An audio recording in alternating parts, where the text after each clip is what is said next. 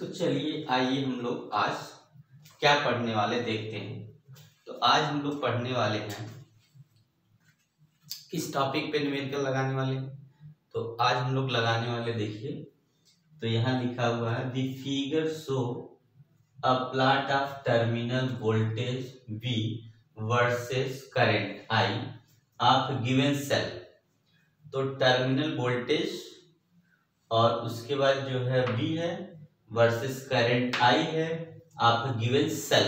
ठीक है, सेल को लेके पढ़ेंगे और किसको, टर्मिनल वोल्टेज के बारे में पढ़ेंगे और क्या होगा, करंट में रिलेशन पढ़ेंगे। ठीक है, calculate from the graph EMF of cell. Cell का ईएमएफ क्या होगा इस ग्राफ से, और इंटरनल रेजिस्टेंस क्या होगा इस ग्राफ से। इतनी चीजें क्वेश्चन में है और हम लोग जो है इसका मतलब रिलेशन देखेंगे। और रिलेशन किस में है, तो हमारा रिलेशन होगा ईएमएफ में, टर्मिनल वोल्टेज में, और एक है इंटरनल रेजिस्टेंस में, और एक करंट। इस सब में आपस में रिलेशन हम लोग को देखना है। ठीक है, और हम लोग आज ये भी देखने वाले हैं कि मार्किंग स्क्रिप्ट के अकॉर्डिंग टीचर कैसे आपको नंबर देते हैं। जैसे मैं ही मान लीजिए कम से कम 6-7 साल से जो है क्लास 12 की कॉपियां चेक करते आ रहा हूँ।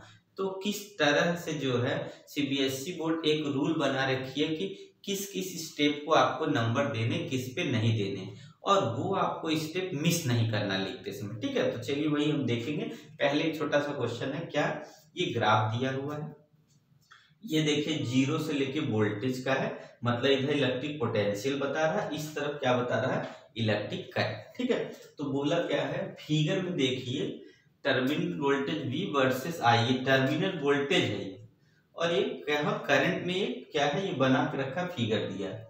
और क्या दिया है, ये किसी सेल का है। ठीक है, तो सबसे पहले क्या दिया है यहाँ पे, कैलकुलेट ग्राफ से क्या करें, ईएमएफ ऑफ द सेल का ईएमएफ बताना। देखिएगा जब क्या होगा, देखिएगा जब यहाँ पे करंट जो है 0 हो जाए, क्या हो जाएगा, जब करंट की वैल्यू 0 होगी यहाँ पे, तो उस समय जो ईएमएफ की वैल्यू होगी वो कितने होगी, 6 वोल्ट हो जाएगी। देखिएगा यहाँ देखना, जब करंट क्या होगा 0 होगा, तो यहाँ पे देखेंगे हम लोग जो टर्मिनल ईएमएफ है सेल का, ईएमएफ कितना है, मैक्सिमम है। देखिए कितना है, 6 वोल्ट है। ठीक है, ये कितना हो गया, 6 वोल्ट हो गया। तो इसका मतलब है पहले हाफ नंबर आपको इसी पे मिल जाने। ठीक है, 2 में से कितने नंबर मिल जाने आपको, हाफ नंबर मिल जाने। या तो फिर सबसे पहले मान लीजिए यहाँ पे लिखा होगा I = 0, फिर आपको लिखेंगे E = B + I × R, ये से लिखा होगा। ठीक है, तो जब लिखेंगे I = 0 और E = हो जाएगा, देखिएगा इसका मतलब है यहाँ पे वैल्यू रखेंगे और B की वैल्यू कितनी होगी यहाँ पे, तो B की वैल्यू कितनी हो जाएगी यहाँ पे, 6 वोल्ट होगी। तो E = हो जाएगा हमारा कितना, तो यहाँ निकालना, तो यहाँ से हो जाएगा 6 + 0 × R, तो E की वैल्यू कितनी है, 6 वोल्ट हो जाएगा। इसका मतलब है पहला हमारा आंसर। तो यहाँ पे जब लिखेंगे पहले ये वाली वैल्यू, तो हाफ इस पे हो जाएगा, हाफ इस पे होगा। तो इस तरीके से आपका हाफ जो है इस पे नंबर मिल जाएगा। यहाँ से यहाँ तक का जो काउंट करेंगे वो कितना होगा, इसको मिला के फिर इस पे रखेंगे तो हाफ हो जाएगा, और यहाँ लास्ट में जो आपके आंसर पे हाफ मिल जाए। एक नंबर यहाँ तक हो गया। दूसरा क्या है, internal resistance of this cell निकालना है। ठीक है, जब इंटरनल रेजिस्टेंस निकालेंगे, जब इंटरनल रेजिस्टेंस निकालेंगे तो सबसे पहले लिखेंगे V = I + R, E = V + IR हो गया। अब देखिएगा यहाँ से, अब यहाँ पे ये तो पहला केस हो गया। इंटरनल रेजिस्टेंस तब निकालेंगे जब बैटरी, तो जब बैटरी यूज होगी तो यहाँ पे इसकी वैल्यू यहाँ से मिलेगी। देखिएगा यहाँ से, इसका मतलब यह हुआ कि वोल्टेज जो ईएमएफ हमारा कितना है, मतलब बैटरी को ऑन कर दिया गया और सर्किट को क्लोज कर दिया गया, तो जो पोटेंशियल मिल रहा है हमारा 4 वोल्ट का मिल रहा है। यहाँ से कितने वोल्ट का, यहाँ से 4 वोल्ट का। और उस टाइम जो करंट, जो वोल्टेज यहाँ पे देखिएगा, यहाँ पे करंट है, ये कितना है, करंट है, करंट मतलब एम्पियर में लिखना है।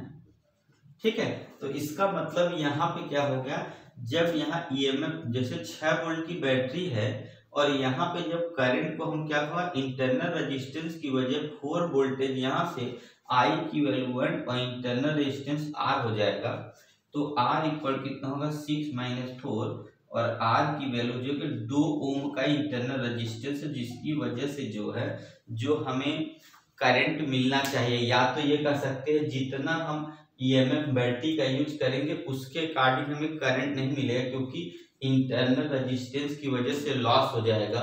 और अगर हमारा जो है सर्किट ओपन होगा उस कंडीशन में जब करंट जीरो हो जाए, मतलब करंट नहीं दे, मतलब बैटरी का यूज नहीं करें, उस कंडीशन में जितनी वोल्ट की बैटरी है देखिएगा पूरा 6 वोल्ट हमें क्या हो रहा है मिल रहा है। तो हाफ ऑफ एक नंबर यहाँ से मिलेगा, उसके बाद हाफ यहाँ से मिलेगा, हाफ यहाँ से मिलेगा, ओवरऑल आपको 2 नंबर मिल जाएगा। ठीक है, इस तरीके से।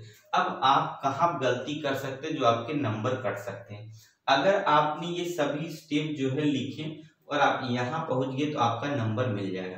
पर अगर आपने मान ली ये गलती से ये नहीं लिख पाए, आपको समझ नहीं आया, पर आप गिवन से लेके यहाँ तक रख दिए, तो आपका हाफ नंबर ओके पक्का मिल गया। ठीक है, फिर आप क्या करते हैं, अगर आपको फार्मूला लिखे पूरी गिवन वैल्यू रख दिए और इसमें रख दिए, फिर आपको कुछ समझ नहीं है तो हाफ मिल गया और बाद में हाफ कट गया। ठीक है, अगर आप डायरेक्टली रफ में करके है डायरेक्ट लिखते हैं, मान लो रफ में आपने कैलकुलेट करके लिख दिया 2 ओम, तो आपको हाफ ही मिलेंगे, एक नंबर नहीं मिलेगा। इसलिए आपको हमेशा लिख के तब वैल्यू वही रखनी है, गिवन और प्लस फार्मूला और then put the value and then solve. ठीक है, इतना प्रोसेस के बाद कंप्लीट करिए क्वेश्चन, तो आपका नंबर कहीं नहीं कटेगा और आपको आसानी से, अगर आपका लास्ट आंसर गलत भी हो जाएगा तब भी आपको पूरा नंबर मिल जाएगा, लगभग आधा नंबर। अगर आपका ये आंसर नहीं आता तो आपको आधा मिला, आधा कट गया, हाफ कट गया।